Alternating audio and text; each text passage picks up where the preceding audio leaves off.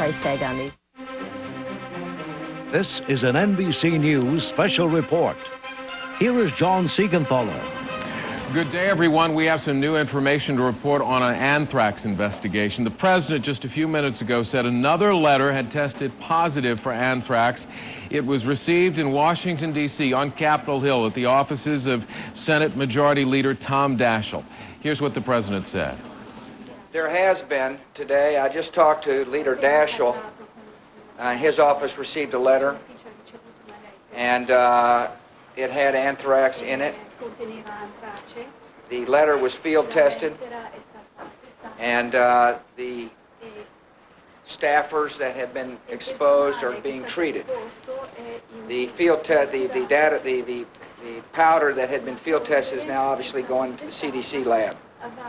And beyond that, I don't know more about it. I spoke to the leader. He is obviously concerned, as am I. The key thing for the American people is to be cautious about letters that come from somebody you may not know, unmarked letters that look suspicious, and give those letters and packages to local law authorities. Again, the process is working, but today the Senate Majority Leader, his office did receive a letter. President, just a preliminary test, you know? The anthrax. Ron, there's more tests being conducted as we speak.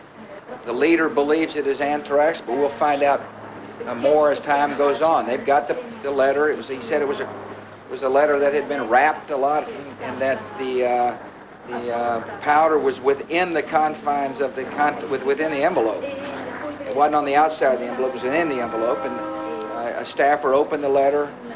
They obviously became suspicious of the material within the letter, and immediately called him for a field test. The field test was done.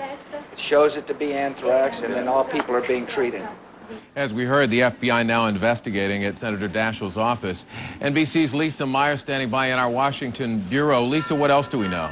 Well, John, we know that the FBI is now saying that the suspicious package was postmarked in Trenton, New Jersey, which is the same location of the package or the letter that was sent to Tom Brokaw at NBC News headquarters in New York, the one that did contain anthrax.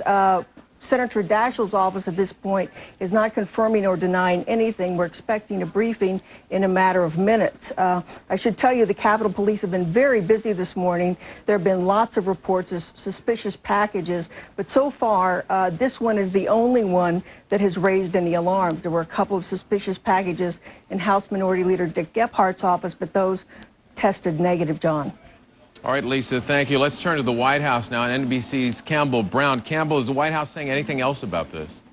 John, only that officials here saying that the president was informed about this by his staff, who's been in close contact with the CDC and the FBI, and that he found out about it just a few moments ago while he was meeting with the Italian Prime Minister Berlusconi. The president then placed a call to Senate Majority Leader Daschle to get more information and was told. And then, of course, you heard reporters there asking him questions about it. The one thing worth noting that the president saying is that he was asked if they believe there was any connection to bin Laden or al-Qaeda. The president saying it's possible, but no hard evidence at this point, John. All right, Campbell, thank you. Let's turn now to our chief science correspondent, Robert Bazell in New York.